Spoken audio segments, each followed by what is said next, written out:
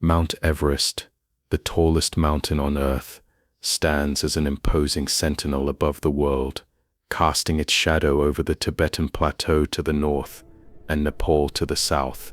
The landscape is vast, seemingly endless, a realm of rock, snow, and ice that stretches far beyond the horizon. Its towering, jagged peaks pierce the sky, and its frozen slopes are as unforgiving as they are beautiful. The air, thin and sharp, carries a biting chill that nips at the skin, and the only sounds are the howling winds and the soft crunch of snow beneath the feet of those who dare to scale its heights. On May 10, 1996, the weather around Everest was still, the sky clear and blue, offering a rare window of calm.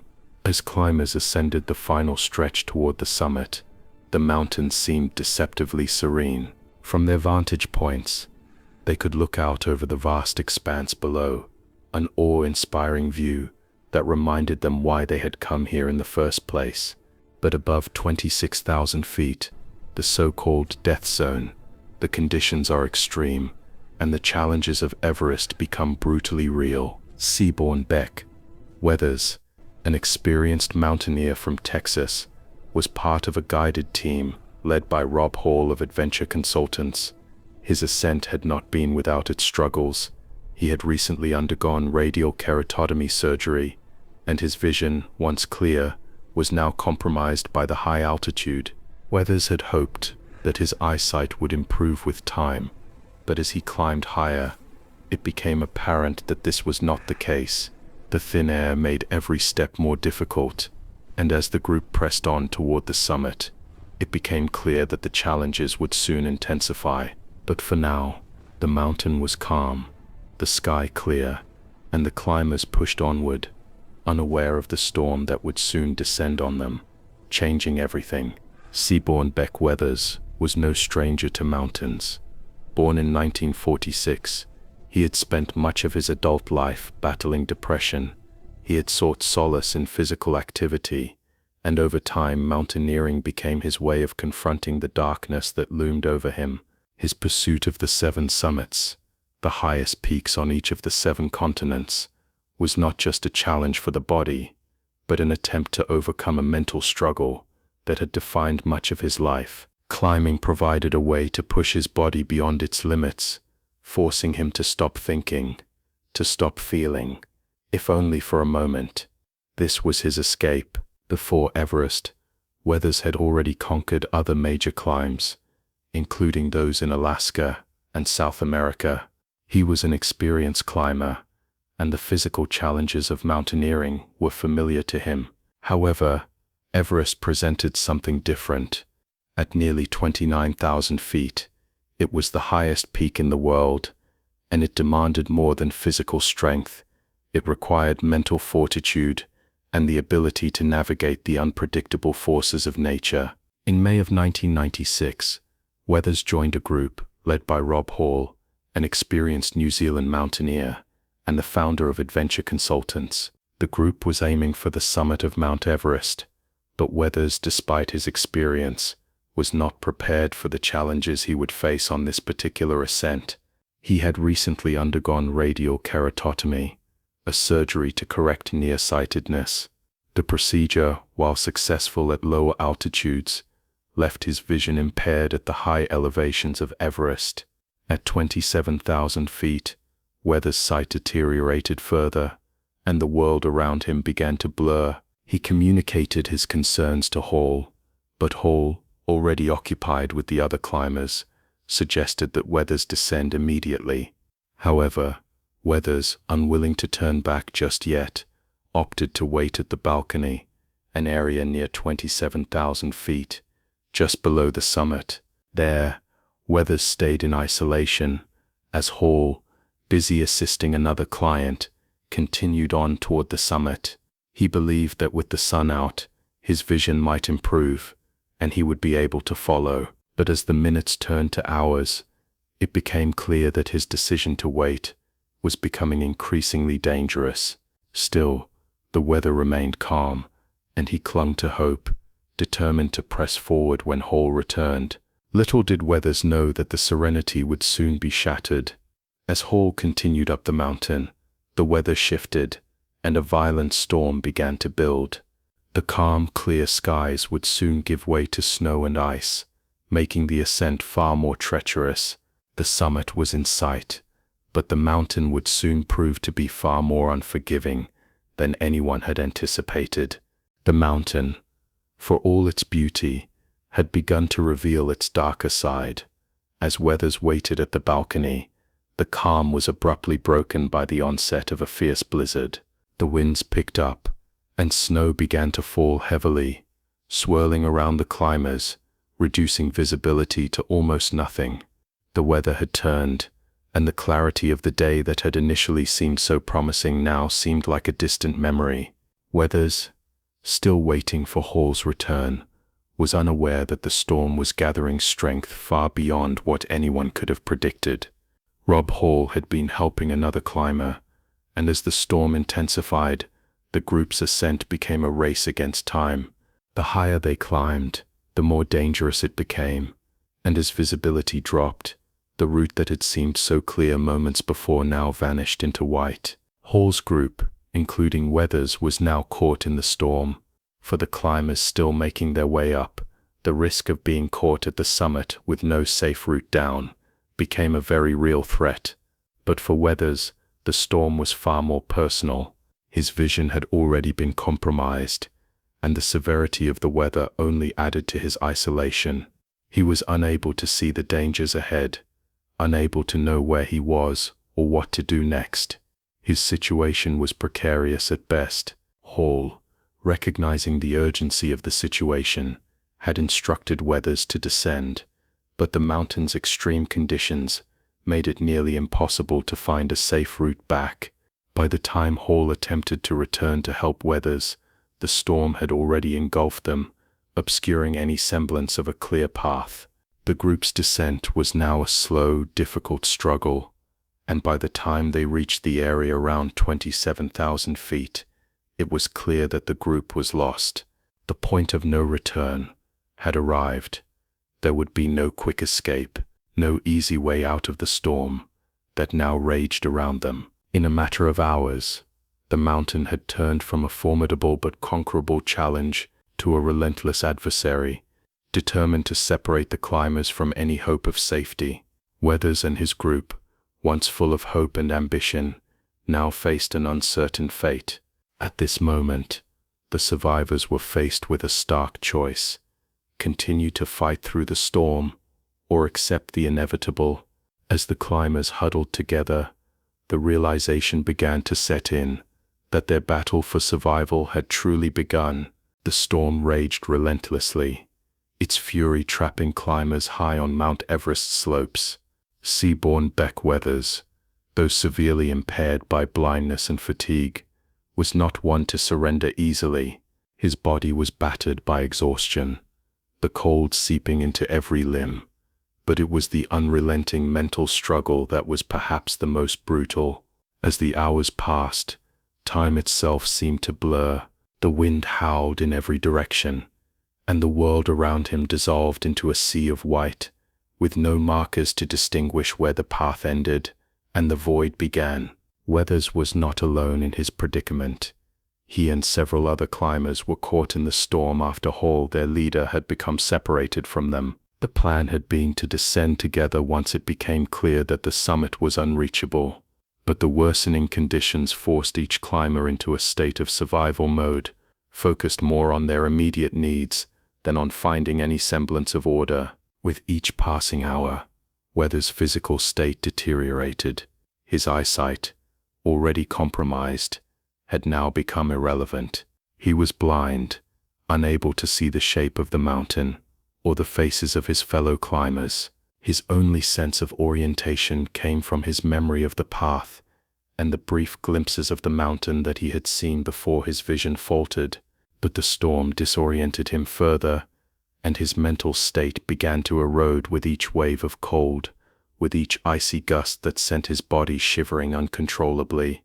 The other climbers, similarly disoriented, had no choice but to press forward. For the most part, the group was trying to descend, in the hope of finding Camp 4, but the storm had erased all sense of direction. Hours passed, each one colder and more desperate than the last.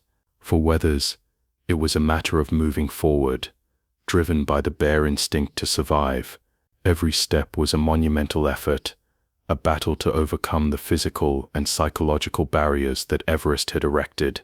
The cold had already begun to take its toll on the climbers' bodies. For Weathers, the frostbite crept in slowly at first, a subtle numbness that would soon transform into a searing pain. His hands, now stiff and unresponsive, made it difficult for him to grip the rope or keep his balance. His fingers were already frozen, and his face, exposed to the relentless wind, was beginning to turn a deep shade of purple. His nose, once warm and alive, was now frozen solid, and his cheeks, too, were becoming hard and brittle. It was a slow, insidious process, each moment worsening the climber's chances of survival. By this time, Weathers was separated from the rest of the group. The others had managed to continue descending, but the storm made it impossible for them to reach him. Weathers was left behind, alone in the heart of the storm. His body was exhausted, his mind barely clinging to any rational thought. Yet, something deep within him refused to give up. Even as the temperature dropped and his limbs went numb, he continued to drag himself forward. It was an act of pure willpower, as he stumbled through the darkness, unsure if he was even heading in the right direction. As the night wore on, his situation grew even more dire. Without shelter, food, or water, he was left exposed to the elements. His clothing, once a defense against the cold, was now inadequate against the intensity of the storm. His body, depleted of energy and warmth, began to shut down. The frostbite continued to spread, and his body began to lose feeling. Yet, somehow, he managed to keep moving, driven by the faint hope that he would reach Camp 4 or be found by another climber. His memory of the path, once clear, became more of a dream than a reality. Each step felt like an eternity, and the mountain itself seemed to mock him, its slopes indifferent to the suffering of those who dared to climb it. Weathers was, in many ways, already on the verge of death, his body shutting down in the extreme cold. But there was still a part of him that refused to succumb. It was the part of him that had pushed through depression for years, the part of him that had sought solace in physical activity and the challenge of mountaineering. It was a primal will to survive, one that ignored the impossible odds and pressed on, step by painful step. As Weathers continued his struggle, the storm began to abate, if only slightly.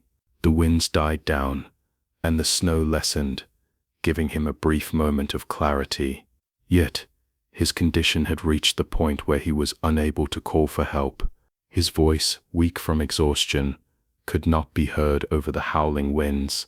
His body, ravaged by frostbite and dehydration, was failing him. Somehow, through sheer determination, Weathers reached a point where he could rest, though he remained on the brink of collapse. His body was so cold that his limbs felt as if they belonged to someone else. His breathing was shallow, and his mind was clouded with delirium.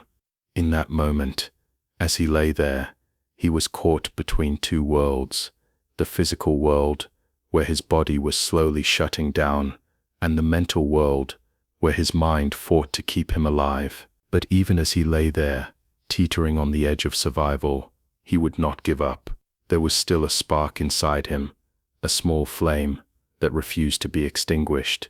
His body was broken, but his spirit was not. The storm that had been relentlessly battering the climbers slowly began to subside, but its aftermath left nothing but confusion and disarray.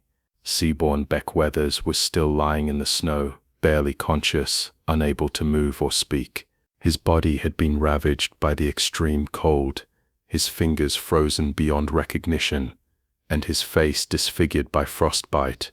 The climbers who had been with him earlier had left, unable to provide further help, convinced that he was dead. In the chaos of the storm, it had been difficult for anyone to know who had been lost and who remained. Weathers had slipped into a hypothermic coma, and his body had entered a state where his vital signs were nearly imperceptible. His pulse was weak, his body rigid with the cold. The others who had descended assumed that he, like others who had been abandoned in the storm, was gone. The decision to leave him behind was not made lightly, but in the face of overwhelming conditions, survival instinct took precedence over any hope of rescue. Weathers had been left to die alone on the mountain, his body immobilized by frostbite and the crushing cold. He was no longer aware of time or place, his mind clouded by the intense cold and the ravages of his condition. He had been abandoned in the storm, not out of malice, but because his situation seemed hopeless. Yet, in the bleakest of moments, when all hope seemed lost, something remarkable happened. The human body, under extreme stress, is capable of incredible resilience. Weathers, who had been written off as another victim of the mountain, suddenly began to stir.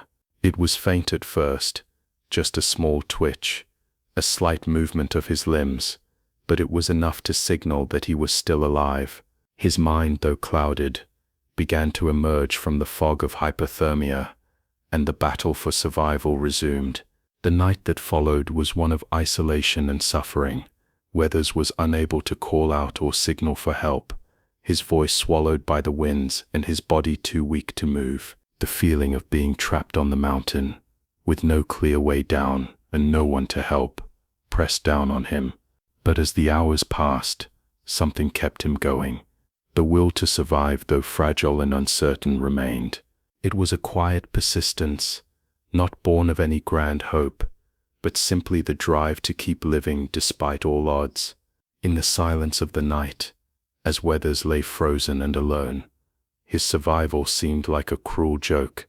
Yet, in the depths of despair, there remained a thread of life, a quiet, unspoken determination to make it through.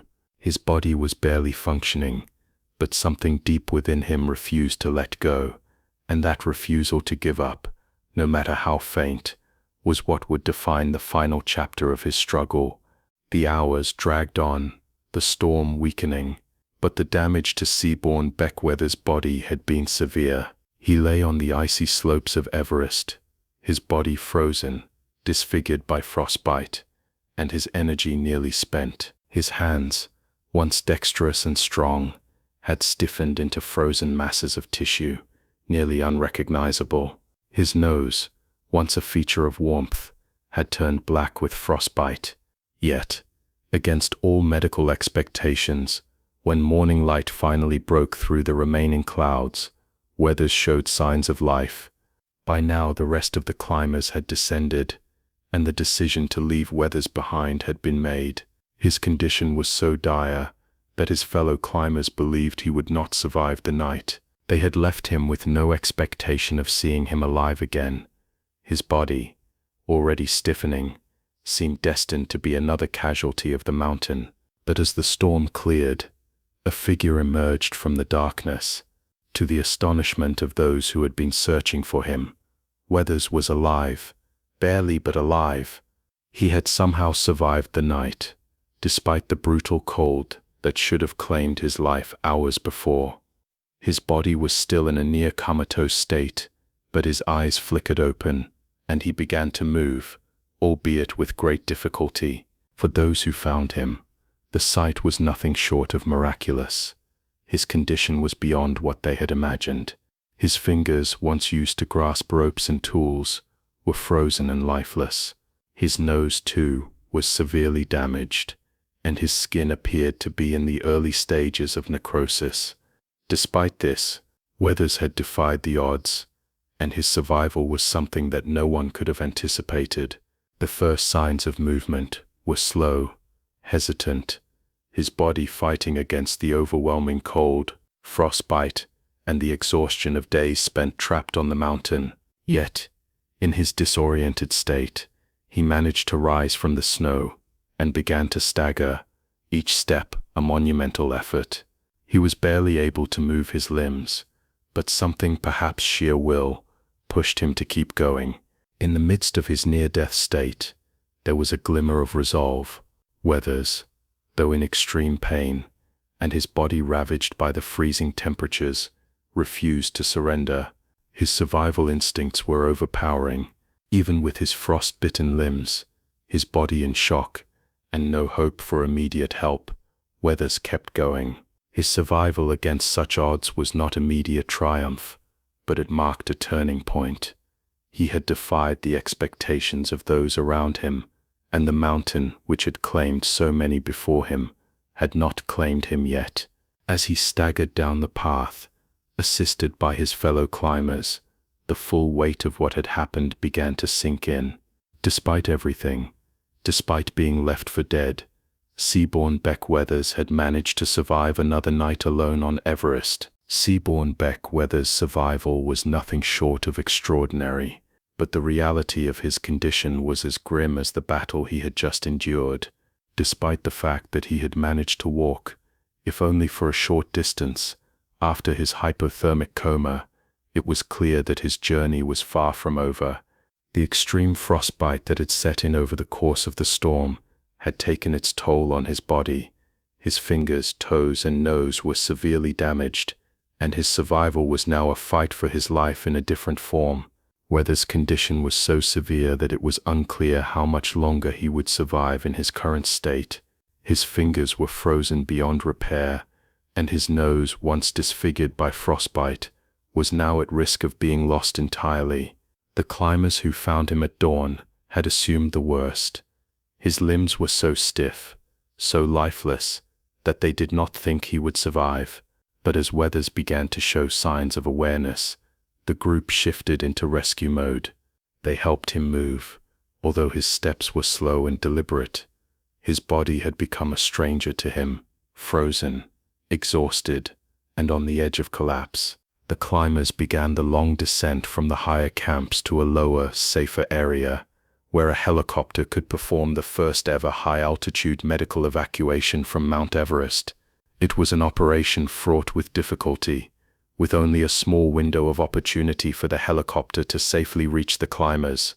Every moment counted, and it became a race against time. Weathers' condition was deteriorating, but the mere fact that he was still alive provided a glimmer of hope that perhaps, just perhaps, the odds could be defied once more. Once he was evacuated by helicopter from the Western CWM, the severity of his injuries became all too clear.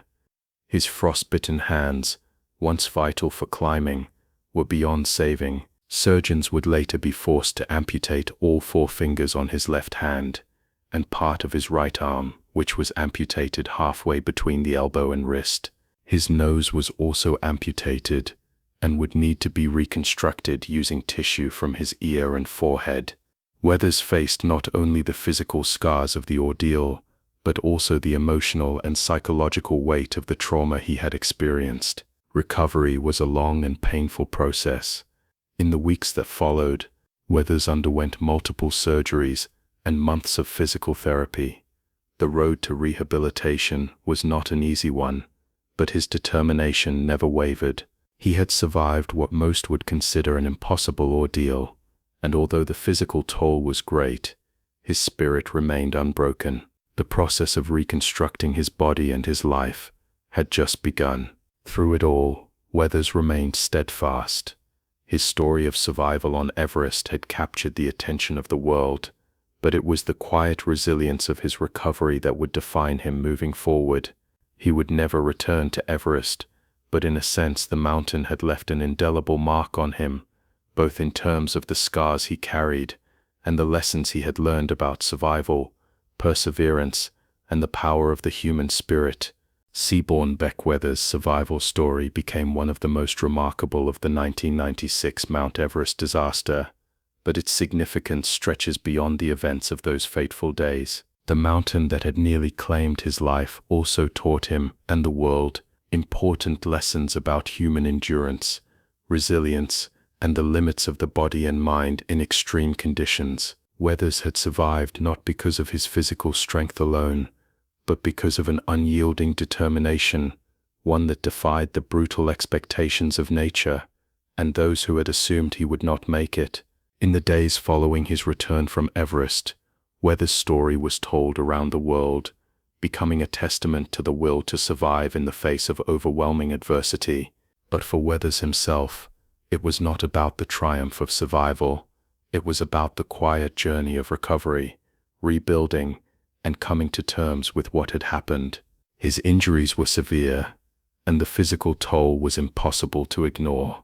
The amputations were a permanent reminder of his encounter with the mountain, but they also became symbols of his persistence and his refusal to surrender, even when the odds were overwhelmingly stacked against him. His recovery was slow and painful, and it forced him to confront not only his physical limitations, but also the emotional and psychological aftermath of his ordeal. Weathers later wrote about his experience in his autobiographical book, Left for Dead: My Journey Home from Everest, where he reflected on the mental and emotional aspects of his journey. In it, he detailed not only the physical battle of survival, but also the profound impact the disaster had on his relationships, particularly with his wife and children. He sought to reconcile his experience with his life before and after Everest, understanding that survival was not the end of the story, but the beginning of a new chapter. The true meaning of his survival, then, lies in the quiet endurance of the human spirit. Mount Everest, with all its beauty and danger, had given Weathers a second chance, a chance to reevaluate his life, to rebuild what had been broken, and to find meaning in an experience that could have easily been his end.